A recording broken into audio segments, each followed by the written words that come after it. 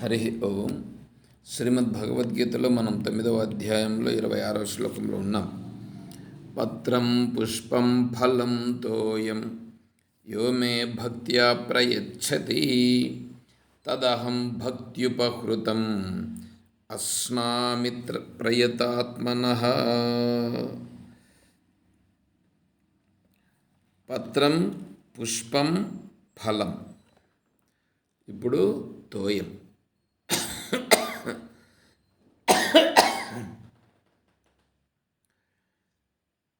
తోయం అంటే జలం.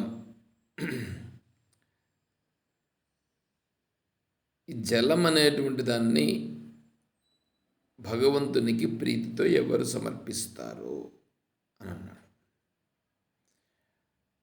అంటే ఇక్కడ జలం అనేటువంటిది ఇప్పుడు ఇక్కడ ఎట్లా వస్తుందంటే సారవంతమైనది.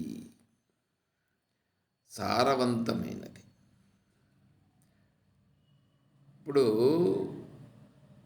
టెంకాయ తీసుకున్నాం అనుకోండి, టెంకాయలో సారవంతమైనటువంటిది జలం, నీళ్లు, తీర్థం. అదేవిధంగానే మామిడి పండు తీసుకున్నాం అనుకోండి, మామిడి పండులో సారవంతమైనది జ్యూస్. అంటే అది ఎప్పుడు రుచికరంగా ఉండేటువంటి జ్యూస్. నువ్వు ఇలా ఏ పండ్లను తీసుకున్నా, ఆకుకూరలను తీసుకున్నా, వీటన్నింటిలో సారభూతమైనటువంటిది ఏది ఉందో అది ఇప్పుడు ఇక్కడ అది తోయం రూపంగా మనకు వస్తుంది. అంటే నీటితో కలిసి ఉంటుంది అది. ఇప్పుడు ఇక్కడ ఈశ్వరునికి సంబంధించి ఈశ్వరుని తత్వం తెలుసుకున్నటువంటి వారున్నారే, వారు తోయం సమర్పించుట. అంటే తోయం అనేటువంటిది ఇప్పుడు ఇక్కడ ఎట్లంటే ఇతనిప్పుడు సారభూతమైనటువంటి దానిని, ఈశ్వరతత్వాన్ని సారభూతముగా తెలుసుకుని ఉన్నదే దానిని ఈశ్వరునికి సమర్పించుట. అంటే నిన్న చెప్పుకున్నాం, అది మనం అర్ఘ్యప్రదానం సమర్పించడం, అభిషేకం చేయడం అనేటువంటి దాన్ని మనం చెప్పుకున్నాం. తర్వాత ఇంకేమంటే వీళ్ళు దేవుని దగ్గర ఒక చెంబుతో నీళ్లు పెడతారు. కొంతమంది చెంబుతో నీళ్లు దేవుని దగ్గర పెడుతూ ఉంటారు.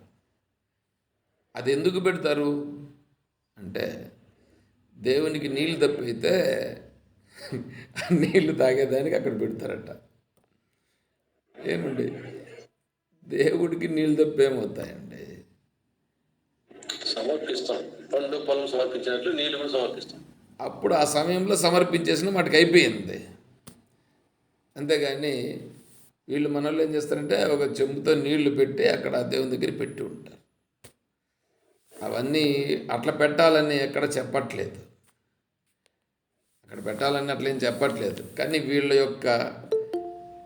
యొక్క దృష్టి, వీళ్ళ భావనను అనుసరించి అట్లా పెడుతూ ఉంటారు. ఎట్లో పెట్టుకొని ఎవరెవరు పెట్టుకుంటారు, వాళ్ళు మనకెందుకు. అది నిజంగా అట్లేమీ అక్కడ దేవునికి నీళ్ళు దప్పు కావడం ఇవంతా ఏమి ఉండవు. ఇంకా నీళ్లు మన దగ్గర పెట్టుకోవాలి. మనకేమన్నా నీళ్లు దప్పైనప్పుడు నీళ్లు తాగేదానికి మనం ఉపయోగించుకోవడానికి మన దగ్గర పెట్టుకోవాలి. కానీ దేవుని దగ్గర ఇంకొంతమంది ఏం చేస్తారు తెలుసా, ఇప్పుడు ఇక్కడ దేవునికి నైవేద్యం పెడతారు. దేవునికి నైవేద్యము తాంబూలంలో ఇప్పుడు పాయసం చేస్తుంటారు అనుకోండి, పాయసం చేసిందే దేవుని ముందర పెట్టింటారు. ఆ దేవుని ముందర పెట్టిందే దేవుని ముందర ఉండిపోతుంది రేపటి వరకే. అంటే ఈ బుద్ధి పెట్టిందే రేపటి వరకు అట్లే ఉండిపోతుంది. అట్లంతా పెట్టకూడదు. దేవుణ్ణి గురించి ఏం చెప్పినారంటే దేవతలు దేవాహ దృష్ట్వా తృప్యంతి. దృష్ట్వా తృప్యంతే అంటే దేవతలుగా ఉన్నటువంటి వాళ్ళు ఆ దేవతలకు మనము సమర్పించే నైవేద్యం ఉందే, ఆ నైవేద్యాన్ని వాళ్ళు చూచి సంతోషపడిపోతారు. అంతేగాని దాన్ని తినుట కూడా చేయరు వాళ్ళు. కేవలం దృష్టి చేతనే వాళ్ళు దాన్ని స్వీకరిస్తారు. అలా దృష్టి పడుతుందంతే. ఆ దృష్టి పడిన దాన్ని వాళ్ళు స్వీకరిస్తారు కాబట్టి తర్వాత అది మనకు ప్రసాదంగా మనం స్వీకరిస్తాం. అంతేగాని అక్కడ దేవుని దగ్గర పెడితే దేవుడు తింటాడు, దేవుడు ఇదవుతుంది అనేటువంటిదంటూ ఏమీ ఉండదు. కాబట్టి మనము అట్లా సమర్పించాల్సిన పని లేదు. భగవంతుని దగ్గర సమర్పించడం అనేటప్పటికీ నైవేద్యం సమర్పయామి అని చెప్పే సమయంలో నైవేద్యం పెట్టి నైవేద్యాన్ని సమర్పించిన మాటకి అయిపోయింది. ఆ తర్వాత ఆ నైవేద్యాన్ని అంటే భగవంతునికి నివేదన చేసిన తర్వాత ఆ నివేదన చేసినటువంటి ఆ నైవేద్యం ఇప్పుడు ప్రసాదంగా మనం స్వీకరించాలి. దాన్ని నిజంగా చెప్పాలనంటే కేవలం నువ్వు దేవుని దగ్గర పెట్టేది మాత్రమే కాదు నైవేద్యం. మొదటలో నువ్వు నైవేద్యాన్ని ఎక్కడ భగవంతునికి కొద్దిగా సమర్పిస్తావు.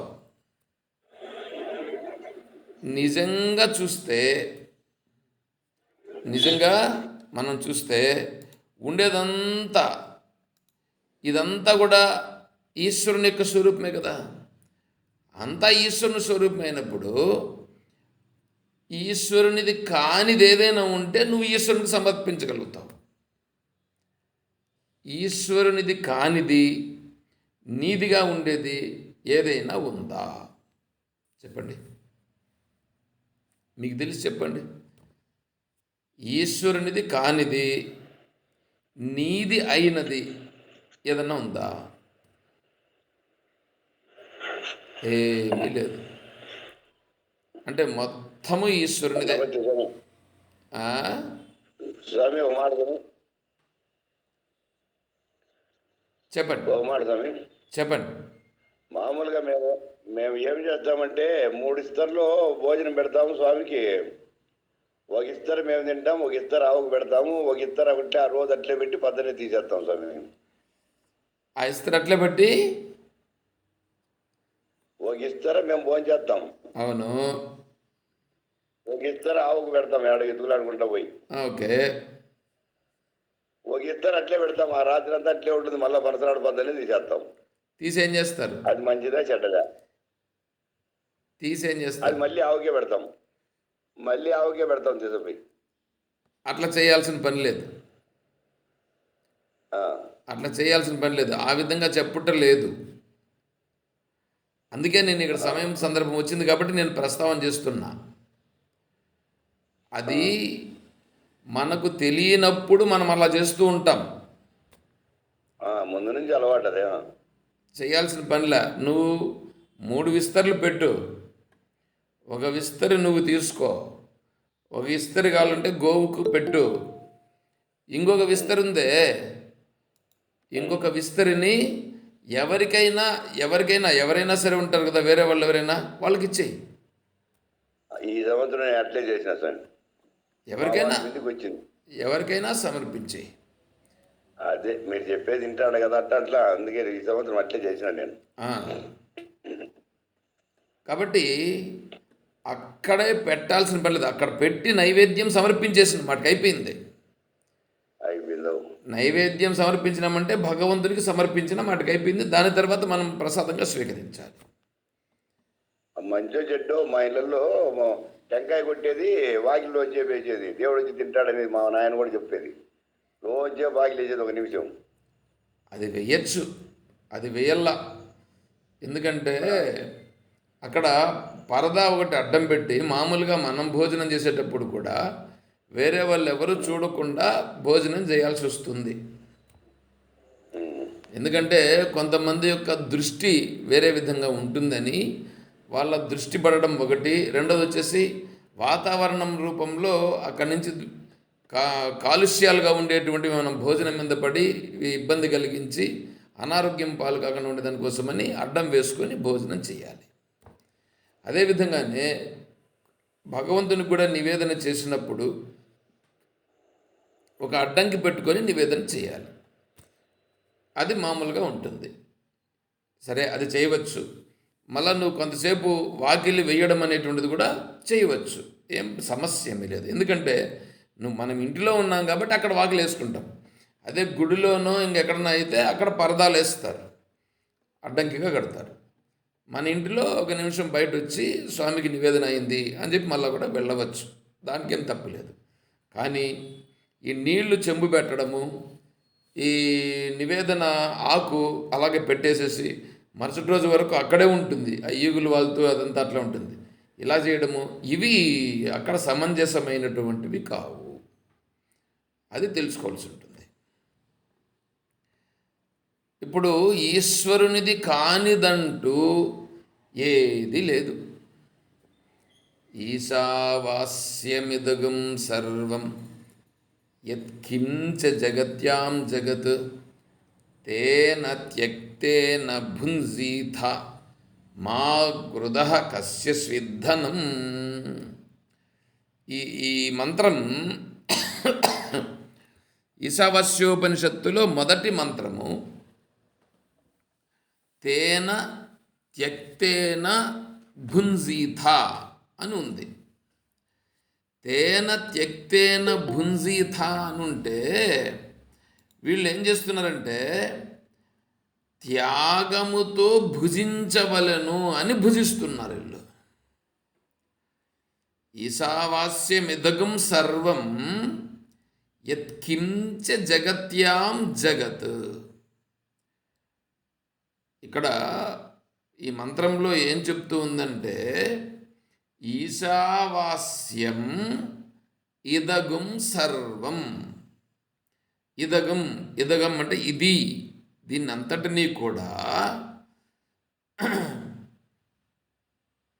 యత్కించ జగత్యాం జగత్.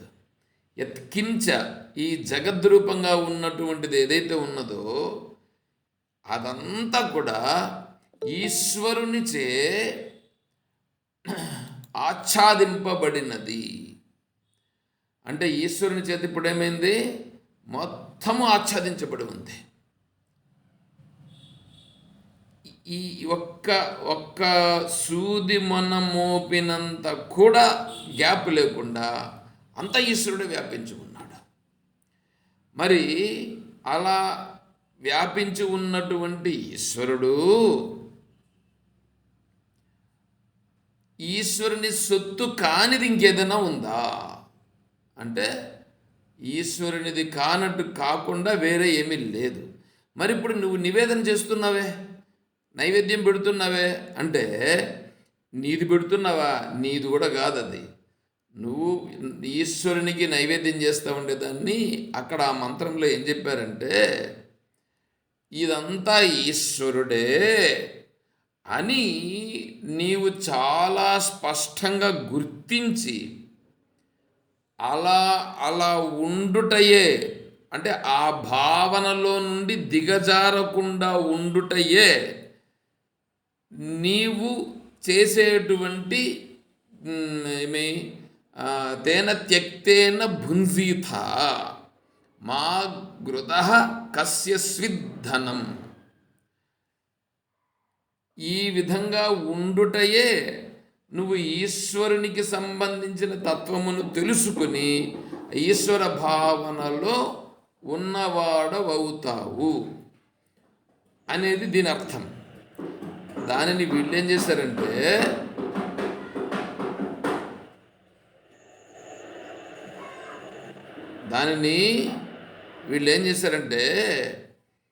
ఇప్పుడు చక్కెర పొంగల్ నైవేద్యమని, దద్దోజనమని, రేయ్ ఎవరు రాడా,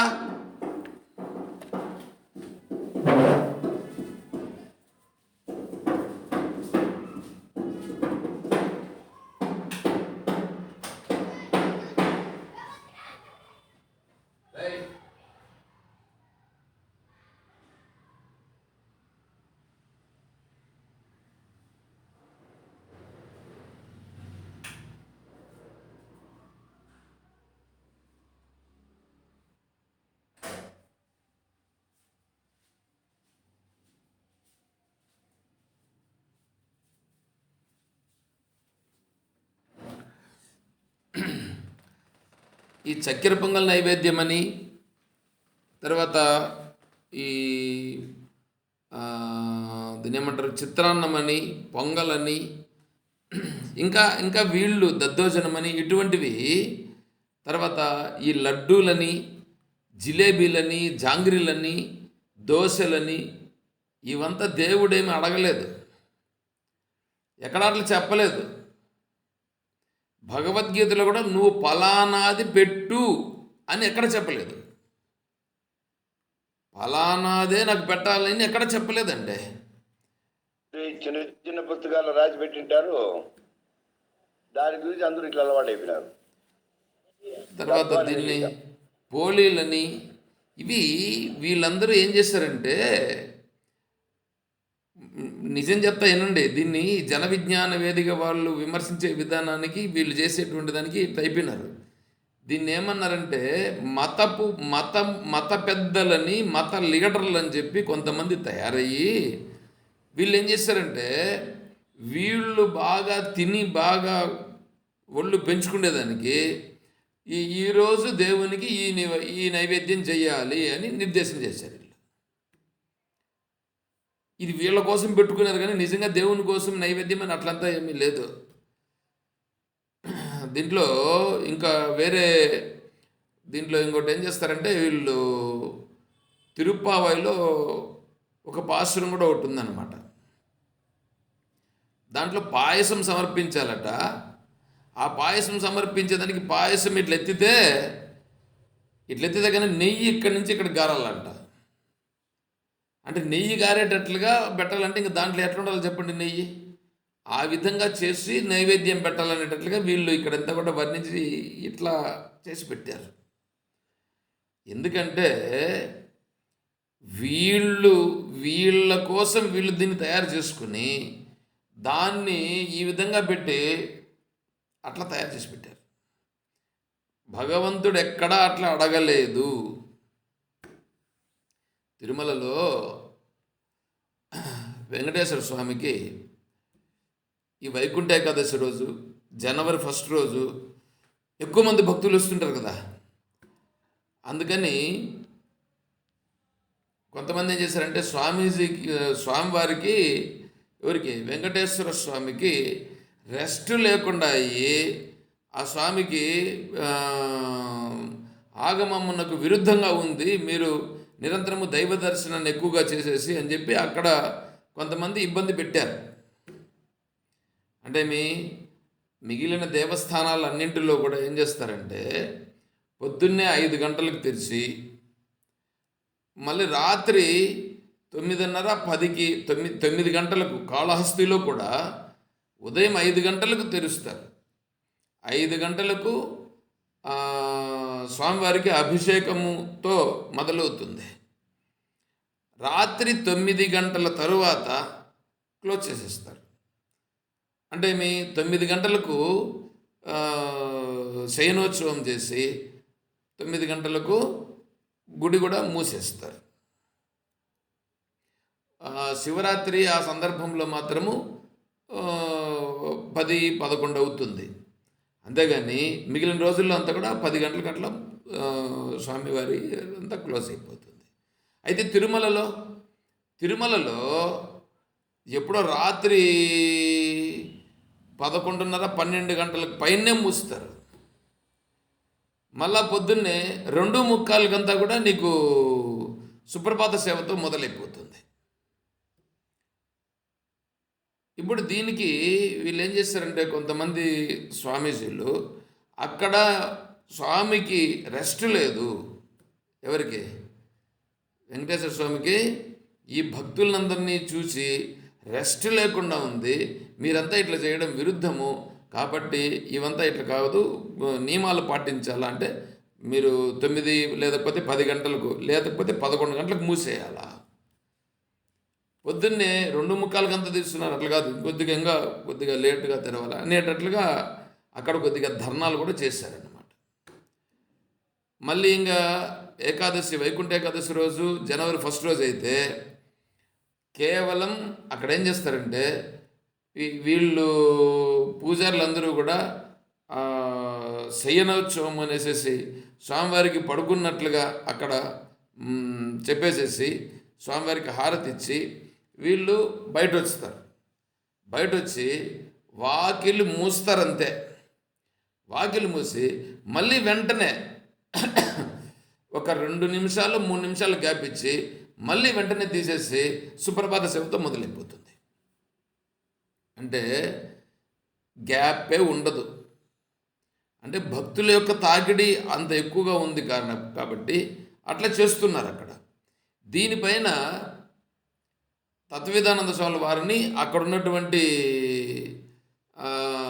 ఈఓ గారు ప్లస్ అక్కడ ఉండేటువంటి దానికి సంబంధించిన బోర్డు పర్సన్స్ అందరూ కూడా కూర్చొని పెట్టుకొని స్వామిని అడిగారట.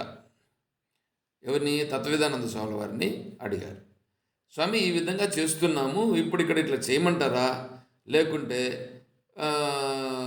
ఆ సమయమును తగ్గించేయమంటారా, అంటే 11 గంటలకు అట్లా మూసేయమంటారా అని అడిగారు. అడిగితే ఇప్పుడు దానికి స్వామీజీ చెప్పిన సమాధానం ఏమిటి అంటే, ఇప్పుడు దేవుడు అనేటువంటి వాడికి ఈ భక్తులందరూ వస్తే ఈ భక్తులందరినీ చూసేదాని వలన ఆ దేవునికి తలనొప్పి వచ్చి ఏమైనా ఇబ్బంది అయితే ఆయన దేవుడు ఎందుకు అవుతాడు? అర్థమవుతుందా? ఈ భక్తులందరినీ చూసి వీళ్ళందరి యొక్క కోరికలను వీళ్ళందరూ చెప్పినటువంటివి విని భగవంతునికి తల బట్ట కట్టకపోయిందని వీళ్ళంటా అంటది. ఇవన్నీ విని దేవునికి ఒకవేళ తల బట్ట కట్టకపోతే ఆయన దేవుడు ఎందుకు అవుతాడు? ఆయన దేవుడు కాడు. కాబట్టి మీరేంటంటే మీరేం అభ్యంతరం లేదు, భక్తుల తాకిడిని అనుసరించి మీరు సమయములను మీరు కేటాయించుకోవచ్చు. ఈ విధంగా జనవరి 1 రోజు వైకుంఠ ఏకాదశి రోజు తాకిడి ఎక్కువ ఉంటుంది కాబట్టి మేము ఇలా మూసి కొంతసేపు గ్యాప్ ఇచ్చి చేస్తామని అంటే కొంత సమయం గ్యాప్ ఇవ్వండి, కొంత సమయం గ్యాప్ ఇచ్చి తిరిగి మళ్ళీ మీరు కార్యక్రమములను మొదలు పెట్టండి అని చెప్పారట స్వామి. ఎందుకంటే ఈశ్వరుడు అనేటువంటి ఆయనకు మన అందరికి సంబంధించినటువంటి విషయాలన్నీ తెలుసు, తెలియకుండా ఏమీ లేదు. మనము చెప్పినా మనం చెప్పకపోయినా ఇవన్నీ చెప్తూ ఉన్నప్పటికీ ఇవన్నీ వింటా ఉండేది ఈశ్వరుడే, ఇవన్నీ నెరవేరుస్తూ ఉండేది ఈశ్వరుడే. అటువంటప్పుడు అక్కడ ఉండేటువంటి ఆ ఈశ్వరుడు వీళ్ళందరూ పోయి భక్తుల యొక్క తాకిడికి ఆయనకు తలభారం అయిపోతూ ఉంది అట్లా ఎట్లా అని అంటే ఇదంతా చేతగానటువంటి పరిపక్వత లేనటువంటి వాళ్ళు మత నాయకులు చేస్తున్నటువంటి పనులు. ఎందుకంటే శాస్త్రంలో లేనటువంటిది వీళ్ళు చెప్తున్నారు. శాస్త్రంలో లేనటువంటిది ఇట్లా చెప్తే ఎట్లండి? తప్పు కదా, అది కాదన్నారు. వద్దని చెప్పి దాని గురించి తీసేయండి అని చెప్పారు. తర్వాత ఈ లడ్డు, వడలు, దోశలు, అప్పడాలు అటు చూస్తే మీకు తెలుస్తుంది ఎంతెంత ఇవి ఎట్లెట్లా ఇవన్నీ చేస్తున్నారు అని అంటే ఇవన్నీ ఏమన్నా దేవుడు ఏమన్నా చూస్తున్నాడా, తింటున్నాడా అంటే ఏమీలా. అక్కడ కేవలం నివేదన చేస్తారు, దాన్ని వీళ్ళు వచ్చి మళ్ళా అవి ఏంటంటో జరిగిపోతుంటాయి మనకు వద్దివంతా. భగవంతుడేమి ఇప్పుడు ఇక్కడ కూడా ఏమన్నాడు, తర్వాత శ్లోకం ఇంకోటి కూడా వస్తుంది, మళ్ళా తర్వాత ఇంకో శ్లోకంలో కూడా వస్తుంది, దానికి కూడా ఇదంతా అన్వయం అవుతుంది.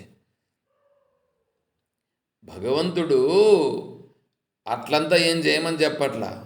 ఈశావాస్యమిదగం సర్వం యత్ కించ జగత్యాం జగత్. ఈశ్వరుడు ఈస్ అనంటే ఏమంటే శాసించుట, సర్వమును తన అధీనములో ఉంచుకొనుట అని అర్థం. ఈస్ అనంటే ఇప్పుడు ఈశ్వరుని అధీనములో కానటువంటిది ఏదుంది? సర్వము ఈశ్వరుని అధీనంలోనే ఉంది. సర్వము ఈశ్వరుని అధీనములో ఉంది కాబట్టి ఇప్పుడు మనం ఏం చేయాలంటే ఆ మంత్రంలో చెప్తున్నటువంటిది ఏం చెప్తుందంటే సర్వము ఉన్నటువంటిది ఈశ్వరుడు అని గుర్తించి ఈశ్వర భావనతో ఉండుటయే నువ్వు ఈశ్వరునికి చేసేటువంటి నివేదన. చూడండి ఎట్లా ఉందో. వాళ్ళు దాని అర్థం ఏం మార్చేశాడంటే, సర్వము ఉండేటువంటిది ఈశ్వరుడున్నాడు, ఆ ఈశ్వరునికి నువ్వు ఏదైతే సమర్పిస్తున్నావో అది సమర్పించిన తర్వాత దానిని నువ్వు స్వీకరించాలి అని వీళ్ళు తీసుకున్నారు. తేన త్యక్తేన భుంజీత. భుంజీత అనంటే అనుభవించము అనేటువంటిది అర్థం ఇక్కడ. ఇంకొక అర్థం ఏమిటంటే ఆ స్థితిని కాపాడుము అని ఇంకొక అర్థం. శంకరాచార్య స్వామి వారు ఆ స్థితిని కాపాడుము అంటే ఈశ్వర భావనతో ఉండుటయే ఈశ్వరుని యొక్క తత్వమును కాపాడుట అవుతుంది. నువ్వు గుర్తించాలండి. ఇప్పుడు మీ ఇల్లు, మీ మీ బంధువులు, మీ కొడుకులు, మీ కుమార్తెలు వీళ్ళు ఉన్నారండి. వీళ్ళని మీరు గుర్తించి ఆ గుర్తించిన తర్వాత వాళ్ళతో ఎలా ఉండాలనో అలా ఉంటారా ఉండరా? మీరు అలా గుర్తించి అలా ఉండుటయే మీ స్థితిలో మీరు ఉండుట అనేది అవుతుంది అక్కడ. అంతే కదా? మీరు అలా గుర్తించకుండానే ఉంటే అది మీ మీ స్థితిని మీరు కాపాడుకున్న వాళ్ళు అవుతారా? కాబట్టి ఈశ్వర భావనలో ఉంటూ ఆ ఈశ్వరత్వ భావనలో నుండి దిగజారకుండా ఉండుటయే ఇప్పుడు ఈశ్వరునికి సమర్పించుట, సేవించుట అనేటువంటి అర్థం అక్కడ. ఇప్పుడు వేరే వాళ్ళు ఏం చేశారు, వీళ్ళు ఏదేదైతే గొప్ప గొప్పగా ఉంటుందో తినడానికి వాటన్నింటినీ ఈశ్వరునికి సమర్పించి దానిని తర్వాత మనము భుజించవలెను అని వీళ్ళు నియమం పెట్టుకొని, ఇప్పుడు ఈయనకు చక్కెర పొంగల్ తినాలని అనిపించిందని అనుకోండి, రేపు పొద్దున్నే ఈశ్వరునికి చక్కెర పొంగల్ నివేదన అని పెట్టేస్తాడు. కాబట్టి చక్కెర పొంగల్ నివేదన చేసి దాన్ని ఈయన స్వీకరిస్తాడు. భగవద్గీతలో కూడా ఏమన్నదంటే, యజ్ఞశిష్టామృతభుజో యాంతి బ్రహ్మ సనాతనం యజ్ఞశిష్టాశినః సంతో ముచ్యంతే సర్వకిల్బిషైః భుంజతే తే త్వఘం పాప ఏ పచంతి ఆత్మకారణాత్. 3వ అధ్యాయంలో ఒక శ్లోకము, 4వ అధ్యాయంలో ఒక శ్లోకం చెప్పింది.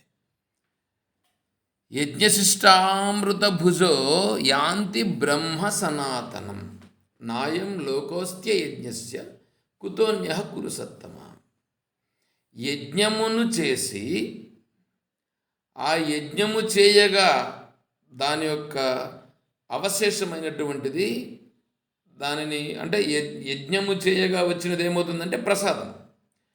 ఆ ప్రసాదమును స్వీకరించి యజ్ఞశిష్ట అమృత భుజో, యజ్ఞము చేయగా అవశిష్టమైనటువంటిది అమృతము అని చెప్పడం జరుగుతుంది. అంటే అది యజ్ఞము యొక్క స్వరూపం. అసలు యజ్ఞం అంటే ఏమనేది తెలుసుకోవాలి. యజ్ఞం అంటే సర్వము ఈశ్వరుడు అని తెలుసుకుంటా ఒకటి. ఇప్పుడు ఇక్కడ యజ్ఞం అంటే ఏమంటే సర్వము ఉన్నటువంటి ఏ స్వరూపం ఉందో అది ఈశ్వరుడు.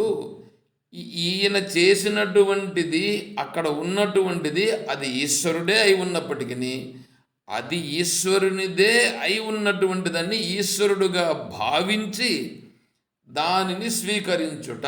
అంటే మన శరీరానికి ఏదో ఒకటి అవసరం కాబట్టి, శరీరం నిలవడం కోసం భోజనం చేయాలి కాబట్టి ఈ శరీరానికి కోసం చేసేటువంటి భోజనమును ఈశ్వర భావనతో చూస్తూ ఆ ఈశ్వరుడు ఈ శరీరము నిలబడేదాని కొరకు దీనిని ఇచ్చినాడు అని ఈశ్వర ప్రసాదంగా స్వీకరించి ఉంటే అప్పుడేమవుతుందంటే ఆ మనస్సు శుద్ధమై ఇతను భగవంతుని యొక్క తత్వాన్ని మరింత బాగా తెలుసుకునేదానికి ఉపయోగపడుతుంది. అలా చెప్పారు అక్కడ. మళ్ళీ యజ్ఞశిష్టాశినః సంతో ముచ్యంతే సర్వకిల్బిషై. ఈ విధంగా ఈ యజ్ఞం అంటే ఈశ్వర భావనతో ఉండి చేయుట అనేది యజ్ఞం అవుతుంది. నువ్వు ఏదన్నా చెయ్యి, అదంతా కూడా ఈశ్వర భావనతో చేస్తే అది యజ్ఞం అవుతుంది. అలా ఈశ్వర భావనతో చేయగా దాని నుంచి ఏదైతే మిగిలినదో దానితో ఇతని యొక్క జీవనయాత్ర కొనసాగాలి. అలా కొనసాగని వాని యొక్క జీవితం అంటే ఈశ్వరునికి సమర్పించకుండా వీడి ఇష్టం వచ్చినట్లు వీడు చేసుకొని వీడు తిని వీడు భోగాలను అనుభవిస్తూ ఉంటాడే, వీడిని గురించి ఏం చెప్పిందంటే యజ్ఞశిష్టా శినస్సంతో ముచ్యంతే సర్వకిల్బిషై. ఎవడైతే యజ్ఞము చేసి అంటే మామూలుగా యజ్ఞం చేయటం అనేటువంటిది అక్కడ అర్థం. కానీ ఇప్పుడు ఇక్కడ వచ్చేటప్పటికి వీడు చేసేటువంటి ప్రతి ఒక్కటి యజ్ఞం అయిపోవాలి. అలా యజ్ఞం కాగా దాని నుంచి ఏ ఫలమైతే వచ్చిందో అది యజ్ఞశిష్టాసిన, అది ఇప్పుడు ఏమవుతుందంటే అమృతం అవుతుంది. దానిని భుజిస్తే ఏమవుతుందంటే ఇతని యొక్క సర్వ పాపములన్నీ కూడా నశింపబడి అంతఃకరణం శుద్ధి అయ్యి తత్వాన్ని తెలుసుకునే దానికి ముందుకు వెళ్ళే అవకాశం ఉంటుంది. అట్లా కాకుండా ఇది నేను చేశాను, నేను సంపాదించాను, ఇది నా ఆస్తిలో నుంచి వచ్చింది, ఇది నేను కష్టపడి సంపాదించినాను అని అనుకొని ఎవడైతే దాన్ని అలా స్వీకరిస్తున్నాడో అప్పుడు వాడేమవుతాడంటే భుంజతే తే త్వగం పాప, వాడిదే అయినప్పటికీ, వాడు సంపాదించింది అయినప్పటికీ, వాడు వండుకున్నది అయినప్పటికీ, వాడు దాన్ని తినే కారణం చేత పాపమునే వాడు వండుకొని తినుచున్నాడు.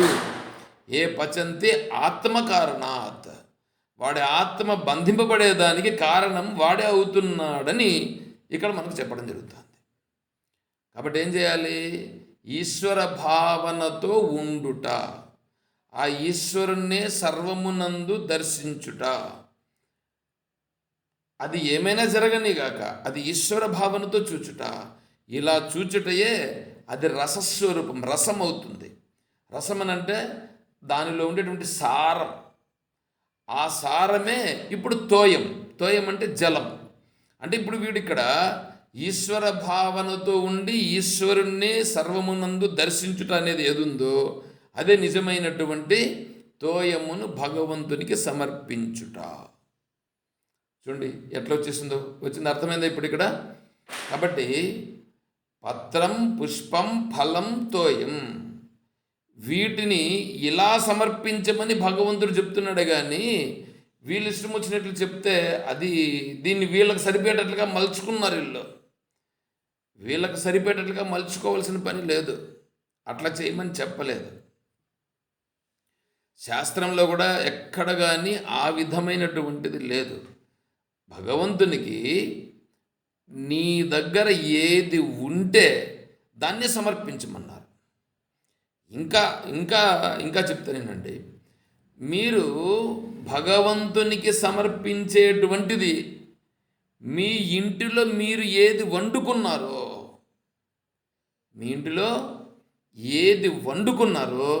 దానినే సమర్పించమన్నారు. దాన్నే సమర్పించాలి. నువ్వు బయట నుంచి తేవాల్సిన పని లేదు. నువ్వు కొబ్బరికాయ రోజు కొట్టాలనేం సిద్ధాంతం లేదు. కొబ్బరికాయ కొట్టాల్సిన పని ఏమీ లేదు. దానికోసం సపరేట్గా పండ్లు ఇవన్నీ కూడా తెచ్చి ఇక్కడ సమర్పించాల్సినంత పని లేదు. నీవు ఇంటిలో ఏది వండుకున్నావో దానినే భగవంతునికి సమర్పిస్తే చాలు, సరిపోతుంది. అయితే దీంట్లో ఎర్రగడ్డలు తెల్లగడ్డలు ఇవంతా అంటున్నారు కదా, అది నీ ఇష్టం. నువ్వు సత్వగుణంలో ఉంటే సాత్వికమైనటువంటి పదార్థములు చేసి సాత్విక పదార్థములను భగవంతుడికి నివేదించాలి. నువ్వు ఆనందంగా ఉండాలని అనుకుంటున్నావా, లేకపోతే నువ్వు కష్టపడాలని అనుకుంటున్నావా? ఆనందంగా ఉండాలని అనుకుంటే నువ్వు సత్వగుణంలో ఉండాలి. లేదు నేను కష్టపడాలని అనుకుంటావు అంటే నువ్వు రజోగుణంలో ఉండాలి. రజోగుణంలో ఉండేటువంటి వాడు రాజసిక ఆహారాన్ని తింటారు. ఆనందంగా ఉండాలి అని అనుకునేటువంటి వాడు సత్వగుణంలోకి వస్తారు. కాబట్టి సాత్వికమైనటువంటి ఆహారాన్ని తింటాడు.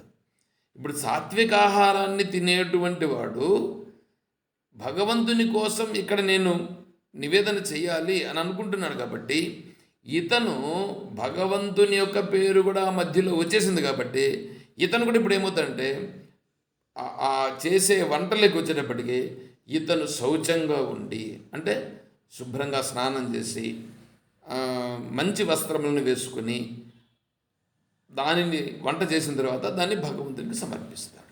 అదే సరిపోతుంది, అదే చాలు. నువ్వు సపరేట్గా వేరే ఏదో చేసి దాన్ని పెట్టాలనే సిద్ధాంతం లేదు. ఇదంతా వీళ్ళు మధ్యలో కల్పించినటువంటి కట్టుకథలు. వాటిని మీరంతా తీసివేసినా కూడా ఏమీ అభ్యంతరము లేదు. అది ఇక్కడ నేను చెప్పదలుచుకున్నటువంటి విషయం. ఇప్పుడు పత్రం పుష్పం ఫలం తోయం ఇంకొకటి చెప్తానేనండి. ఇప్పుడు భగవద్భక్తుడైపోయినాడు, భగవంతుని యొక్క తత్వంలో అతను మునిగిపోయి ఉన్నాడు. ఈ భగవంతుని తత్వంలో మునిగిపోయి ఉన్నప్పుడు ఇతనిది అనంటూ ఏది ఉండదు. ఇతనిది అనంటూ ఇప్పుడు ఏమైపోతుందంటే అన్నింటిపైన కూడా ఇతనికి ఇది నాది అనే భావన ఏది ఉండదు. దానికి విష్ణు భక్తుడెవరు అంటే అతను గుర్తించే విధానం కోసం ఏం చెప్పారంటే విత్తనాశాపవాదాశ్చ వియోగ సహబంధువై దేశత్యాగో మహావ్యాధి మద్భక్త పంచలక్షణం. నా భక్తుడు అని నువ్వు గుర్తించాలంటే ఈ 5 లక్షణాలు ఉంటాయా చూసుకో అన్నాడు. ఏమంటే విత్తనాశము అంటే డబ్బులు పోతాయి, డబ్బులు అతని దగ్గర ఉండవు, అతని దగ్గర తొలగిపోతాయి. అపవాదము అంటే ఇతను చేసే వాటన్నింటికి కూడా వ్యతిరేక భావనతో వాళ్ళు వేరే వాళ్ళందరూ కూడా ఇతను చేస్తానది సక్రమైన పద్ధతి కాదని చెప్పి వాళ్ళు దాన్ని నిందించి ఇతని పైన అపవాదాలు తెచ్చిపెడతారు. తర్వాత దేశత్యాగో, అతను ఉండే ప్రదేశంలో అతను ఉండనివ్వరు. ఎందుకంటే అతను ఉంటే ఇది ధర్మమని ఇది అధర్మమని ఇట్లా చేయాలని అట్లా చేయకూడదని ఇట్లాంటివన్నీ చెప్తూ ఉంటాడు ఒకటి.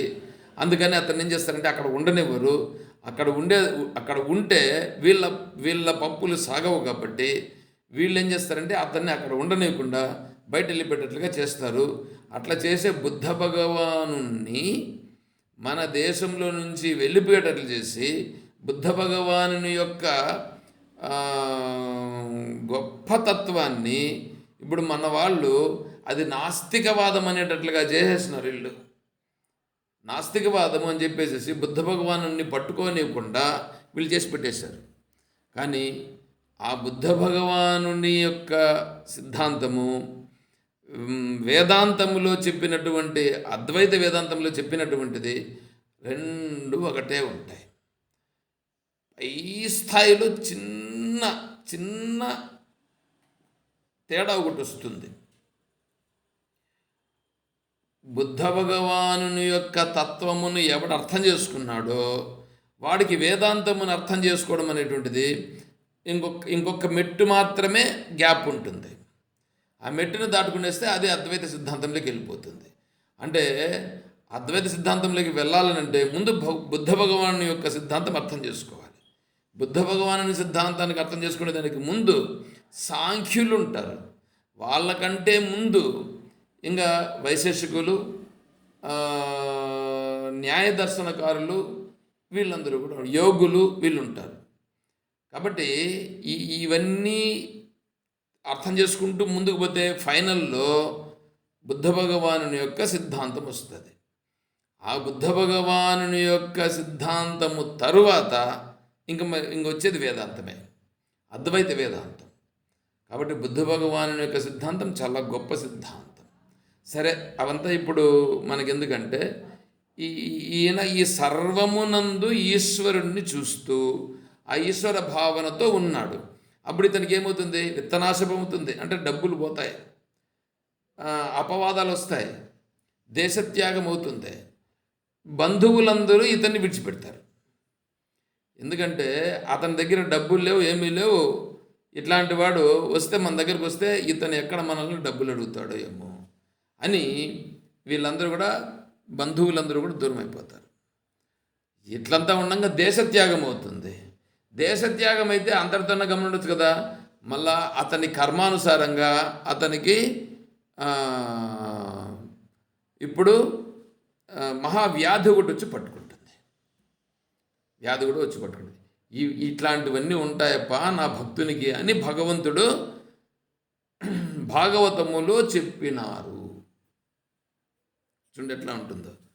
కాబట్టి నిజమైనటువంటి భక్తుడు అనేటప్పటికి ఇలా వస్తుంది. ఇంకా జ్ఞానభక్తుడు అనేటప్పటికీ జ్ఞానభక్తుని యొక్క స్థితి అది అది ఇంకా దానికి జ్ఞానభక్తునికి ఈ భక్తునికి పెద్ద తేడా ఏముండదు. జ్ఞానభక్తి అనేటువంటిది చాలా గొప్ప సిద్ధాంతం, గొప్ప భక్తి. భగవద్గీతలో 12వ అధ్యాయము భక్తి. ఈ 12వ అధ్యాయము జ్ఞానభక్తిని గురించి చెప్పారు.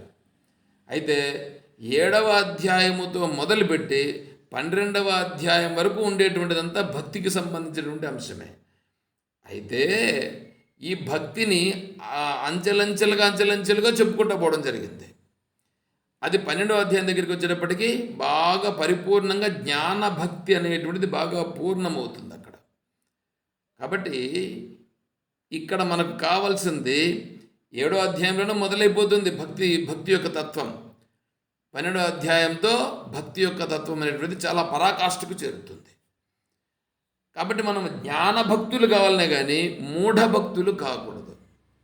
మూఢభక్తులు అంటే కేవలం బొట్టు పెట్టుకుంటే చాలు. వీళ్ళేం చేస్తారు, నాములు పెడతారు. నాములు పెట్టి ఇవన్నీ తెలియజేయాల్సినంత అవసరం ఏం లేదు. బొట్టు మాత్రం ఖచ్చితంగా పెట్టుకోవాలి. తర్వాత నువ్వు ఒక సిద్ధాంతం ప్రకారం ఉండాలి కాబట్టి కట్టు, బొట్టు, జిట్టు ఇవి 3 ఉండాలి. అయితే దానికి ప్రాధాన్యం ఇచ్చి దానికి మేకప్లు చేసుకునే పరిస్థితులు కూడా వచ్చేసారు ఇప్పుడు వీళ్ళు. అంత ఉండాల్సిన పరిస్థితి అవసరం లేదు. నువ్వు బొట్టు పెట్టుకోవాలి. కట్టు అంటే నువ్వు వేసుకునేటువంటి డ్రెస్ నీట్గా శుభ్రంగా ఉండాలి. తర్వాత జిట్టు అనేటువంటిది ముందు నుంచి ఉన్నింది. దాంట్లో ఈ పన్నులు వేసి వాళ్ళందరూ కూడా దాన్ని జిట్టు అందరూ తీసేసేటట్లుగా చేశారు. కానీ ఆ జిట్టు అనేటువంటిది శిఖ ఖచ్చితంగా ఉండాలి అనేటువంటిది చెప్పడం జరిగింది. ఎందుకంటే హిందువు అయినటువంటి వాడు ఇవి పెట్టుకోవాల్సి ఉంటుంది. సరే, ఇప్పుడు అతనికి ఆ స్థితిలో ఉన్నటువంటి వాడికి భగవంతునికి ఏదైనా పూజ చేయాలి, నివేదన చేయాలి. ఇది నేను పరిపక్వమైన భక్తుని గురించి చెప్పట్లేదు, జ్ఞానభక్తుని గురించి చెప్పట్లే. జ్ఞానభక్తుడు కానటువంటి వాడు, నేను భక్తుడని అనుకుంటున్నటువంటి వాడు ఇప్పుడు భగవంతుని దృష్టిలో భక్తుడు అనేటట్లుగా ఉండడం కోసం ప్రయత్నం చేస్తున్నటువంటి వాడు, అంటే వీడు ఒక రకంగా చెప్పాలనంటే పరిపక్వత లేనటువంటి భక్తుడు. వాడికి ఈ లక్షణాలన్నీ కూడా వస్తాయి. ఏంటివి? ఇంతవరకు చెప్పినాం కదా, విత్తనాశాపవాదచ వియోగ సహబంధవై దేశత్యాగం మహావ్యాధి అని. ఈ 5 లక్షణాలు అతనిలో కూడా కనిపిస్తాయి. ఇటువంటి వాడు ఇప్పుడు భగవంతునికి పూజ చేయాలి అని అనుకోండి. భగవంతుని పూజ చేయాలంటే వీడి దగ్గర ఏముందని పూజ చేస్తాడు? మామూలుగా భగవంతునికి పూజ చేయాలని అంటే వీళ్ళు పట్టు చీరలు, పట్టు వస్త్రాలు ఇటువంటివన్నీ తీసుకొని వెళ్ళి, తర్వాత ఆభరణాలు ఇవన్నీ కూడా తీసుకొని వెళ్ళి ఇస్తారు భగవంతునికి. ఇప్పుడు ఇతని దగ్గర ఏమీ లేదు. అట్లాంటి వాడు ఏం చేయగలుగుతాడు? ఆ భగవంతుని ఎలా ప్రార్థించగలుగుతాడు, ఎలా పూజించగలుగుతాడు అని అంటే దానికి ఈ శ్లోకం దానికి కూడా సరిపోతుంది ఇక్కడ. అంటే నాయన, నీ దగ్గర ఏది ఉంటే దానిని నాకు సమర్పించు. చివరికి ఒక పత్రం, తులసి దళము, బిల్వపత్రం. అది పెద్ద కష్టమైనటువంటిది కాదు. ఎందుకంటే బిల్వ చెట్టును ఎవడు దేనికి ఉపయోగించేదానికి కూడా లేదు. కాబట్టి బిల్వపత్రాన్ని కోసుకుంటే ఎవరు పెద్ద నిన్ను అబ్జెక్షన్ పెట్టరు. తులసి పత్రం నీకు ఎక్కడైనా దొరుకుతుంది, దాన్ని సమర్పించవచ్చు. తర్వాత పుష్పం. ఈ పుష్పం అనేటువంటిది మంచి సువాసన ఉండేటువంటిది.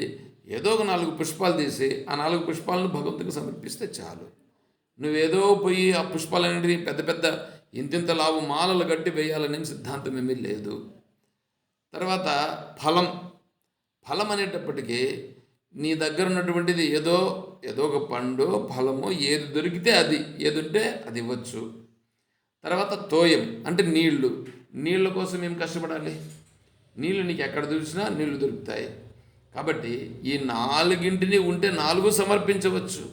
4 లేవననుకో 3 సమర్పించవచ్చు, 3 లేవు 2 సమర్పించవచ్చు, 2 లేవు 1 సరే సమర్పించవచ్చు. ఈ ఈ నదిలోకి వెళ్ళి, నది అంటే వంక కానీ నది కానీ వెళ్ళి అక్కడ ఏం చేస్తారంటే నీళ్ళు ఇలా తీసుకొని నీళ్ళు ఓం శ్రీ సూర్యదేవాయ నమః అని సమర్పిస్తారు. వాటికి సమర్పిస్తే అదే భగవంతునికి నివేదన. కృతజ్ఞతాపూర్వకముగా సమర్పించుట. చూడండి, కృతజ్ఞతతో సమర్పించాలా. ఇలా సమర్పిస్తే అది అది కృతజ్ఞత ఒకటి, రెండవది ప్రేమతో ఇష్టపూర్వకంగా సమర్పించాలా. అయ్యో పెద్ద బేజారబ్బిని ఇది సమర్పించకపోతే కుదరదే, ఇది కొట్టి పెట్టినారే నాకు అని అనుకొని చేయకూడదు. అలా అనుకొని చేసేటువంటి వాడికి ఆ భగవంతునికి సంబంధించినటువంటి విషయం అర్థం కాలేదు అని అర్థం. నీకు ఉండేటువంటి దాన్ని భగవంతుని విషయం అర్థమైందో అర్థం కాలేదో పక్కన పెట్టు. ఇదంతా ఈశ్వరుని తప్ప, నేను ఈశ్వరునికి ఖచ్చితంగా నేను సమర్పించి తీరుతాను అని చేయడం అనేటువంటిది ఉందే, అది భక్తి మార్గంలో ముందుకు వెళ్ళేదానికి నీకు సహాయపడుతుంది. అందుకని యోమే భక్త్యా ప్రయచ్చతి, ఎవడైతే భక్తితో, భక్తినంటే ఇక్కడ ప్రేమ, భక్తి అంటే ప్రేమ అండి. ఎవరిపైన ప్రేమ? ఈశ్వరుని పైన ప్రేమ. ఈశ్వరుని పైన ప్రేమ అంటే ఈ సర్వము ఉన్నటువంటిదంతా ఈశ్వరుడే. ఆ ఈశ్వరుడు సర్వమును చూస్తున్నాడు, సర్వమును వింటున్నాడు, సర్వమును రక్షిస్తున్నాడు అని గుర్తించి ఎవడైతే భక్త్యా ఉపహృతం అస్నామి, ఎవడైతే భక్తితో అంటే ప్రేమతో నాకు ఇచ్చినాడో దానిని నేనేం చేస్తాను, నేను స్వీకరిస్తాను అన్నాడు భగవంతుడు. ప్రయతాత్మనః అంటే ప్రియముగా సమర్పించుట.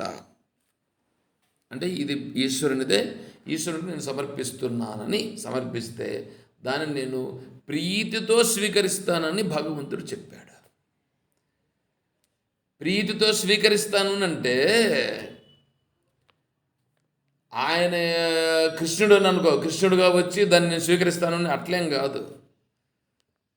కృష్ణుడు కాని రూపం ఏదుంది? ఏమీ కాదు. కృష్ణుడి కంటే వేరుగా ఏమీ లేదు.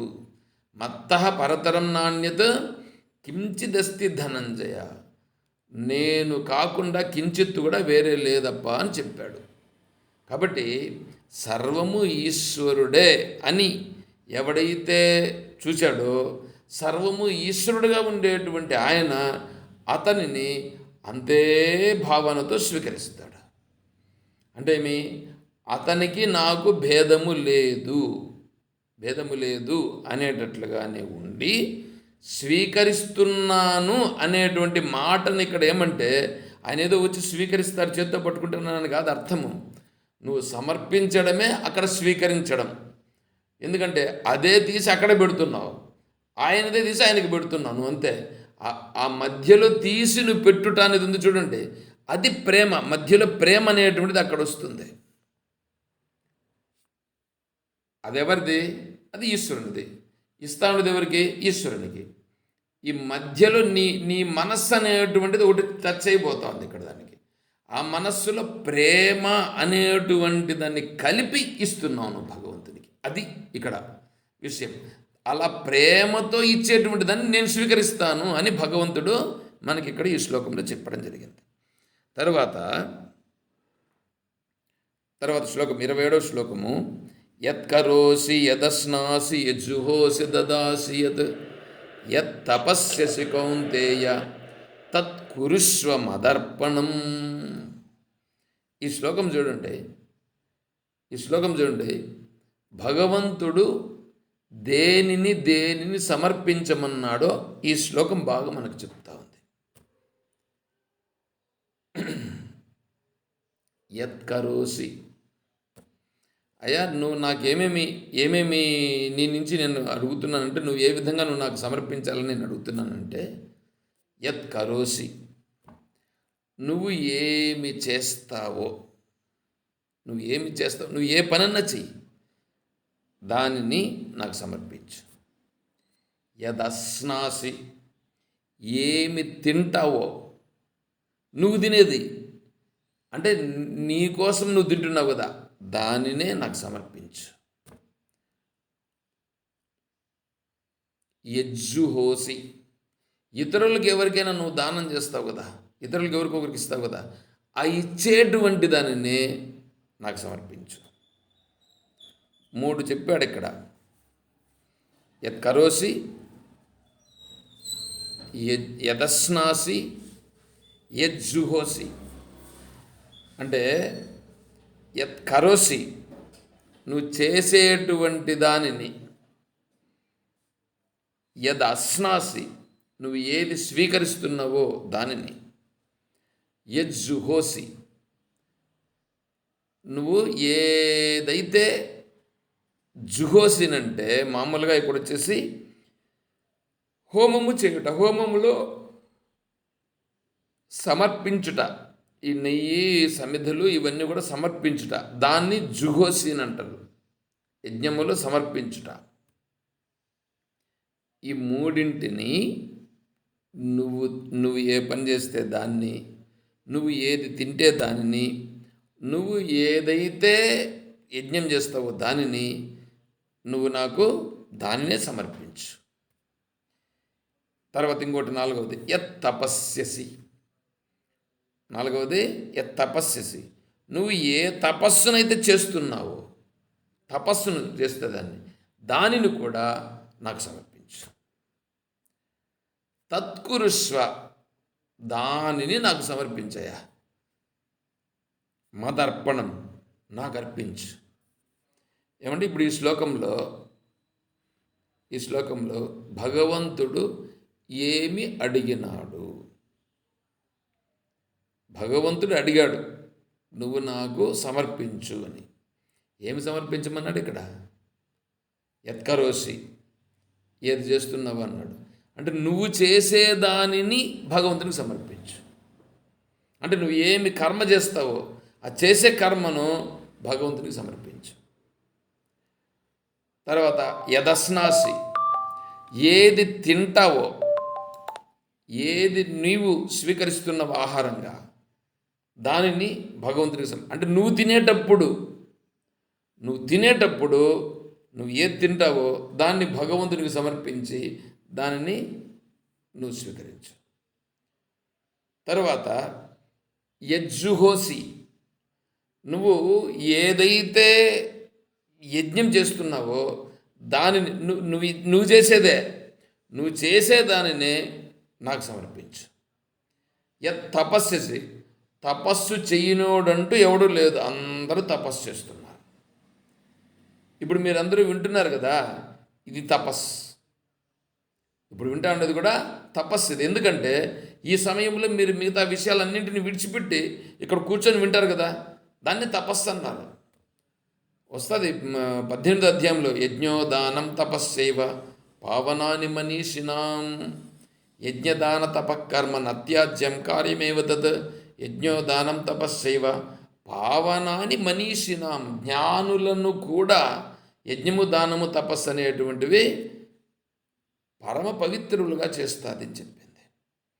కాబట్టి ఇక్కడ ఈ యొక్క తపస్, తర్వాత నువ్వు ఇతరులకు అక్కడ యజ్ఞం చేసేటువంటిది, నువ్వు తినేటువంటిది, నువ్వు ఏం పని చేస్తున్నావు దానిని నాకు సమర్పించగా నేను తీసుకుంటాను. నువ్వు సపరేట్గా వేరే దాన్ని అంటూ పోయి వేరే ఏమో చేసి దాని నుంచి తీసుకొని సమర్పించాల్సినంత అవసరం లేదు. ఏమంటే ఇక్కడ కొంచెం అర్థమవుతుంది. దీని వివరణ మళ్ళీ నేను రేపు చెప్తాను. ఇది ఇమ్మన్నాడు భగవంతుడు. అంతేగాని నాకు పలానా వంటకం చేసి పెట్టు, శనివారం రోజు అయితే నాకు ఈ వంటకం కావాలా, శుక్రవారం రోజు అయితే ఈ వంటకం కావాలా, గురువారం రోజు అయితే ఈ వంటకం కావాలా, ఇటంతా ఏమైనా చెప్పాడా? ఇక్కడ ఏమైనా అట్లుందా అండి? వారం వారం చెప్పి ఆ వారానికి ఈ విధంగా ఉండాలి అని ఏమైనా చెప్పారా ఇక్కడ? అట్లంతా ఏం చెప్పలేదు. అట్లంతా ఏం చేయాల్సినటువంటి పద్ధతి ఏమీ లేదు. అమ్మగారు అంతా టీవీలలో చూసేది అట్లే చేసి పెట్టేది. ఇప్పుడు అమ్మగారు అంతా టీవీలలో చూసేది అట్లే చేసి పెట్టేది. చేసుకొనిలే, మనకెందుకు. కానీ ఇక్కడ భగవద్గీతలో చెప్తాడు చూడండి, ఇది ఉంది, ఇంత ఉంది, అంతేగాని ఇంక వేరే ఇంకేమీ లేదు. భగవంతుడు ఇంక వేరే దాన్ని దేన్ని చెప్పలేదు. ఇక్కడ ఇంకోటి ఏదో చెప్దామని అనుకుంటుని,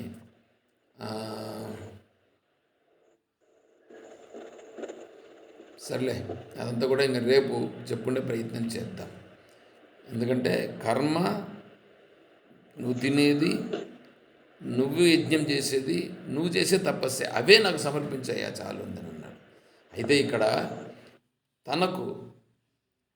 తనకు భగవంతునికి సమర్పించేటువంటివన్నీ ఉన్నప్పటికీ వాటన్నింటినీ వారగా పెట్టి కేవలం ఇక్కడ భగవంతుడు నేను స్వీకరించేది, నేను తినేదాన్ని సమర్పించమన్నాడు కదా అని అట్లా కాదు ఇక్కడ అర్థం.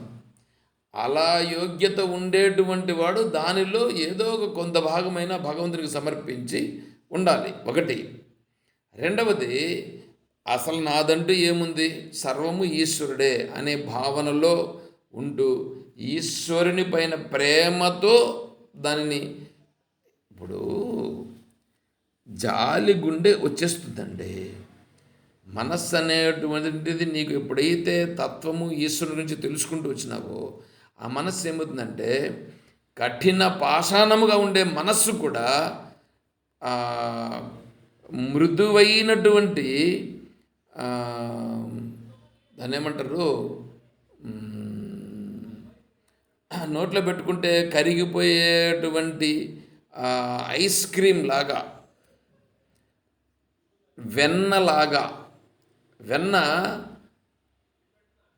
వేడి తగిలితే ఏమవుతుంది, కరిగిపోతుంది. ఆ విధంగా ఈ మనస్సు కఠిన శిలలుగా ఉన్నటువంటి ఈ మనస్సు మృదువైనటువంటి వెన్నలాగా తయారైపోతుంది.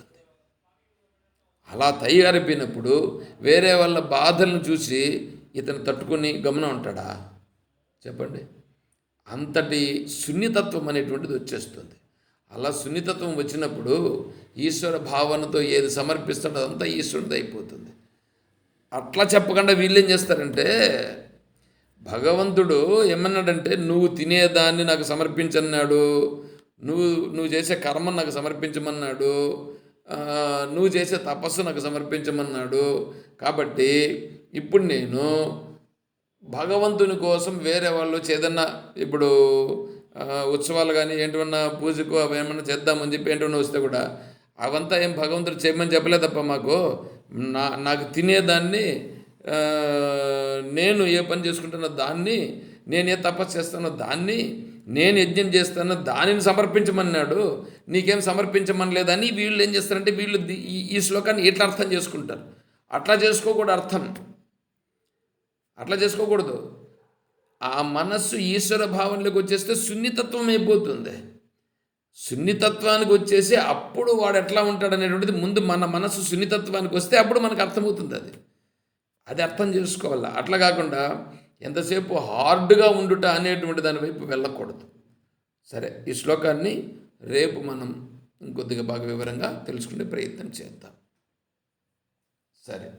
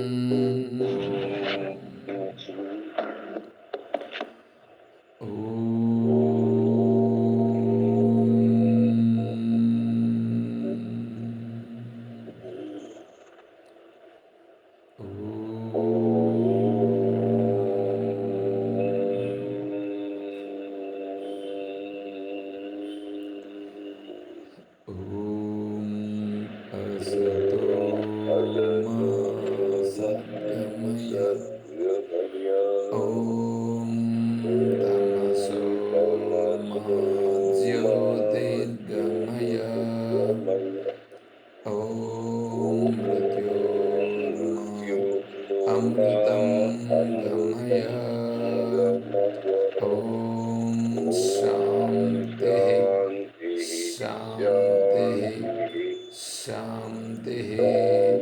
హరి ఓం తత్సత్సర్వం శ్రీ సద్గురుచరణారవిందార్పణమస్తు. ఓం జై బోలో శ్రీకృష్ణ పరమాత్మకి జై. జై బోలో గీతా మాతా की జై. जय बोलो भक्त मंडली की। जय हर नमः पार्वती पतये। महादेव। शंभो शंकर। जय सीताराम। हरि ओम।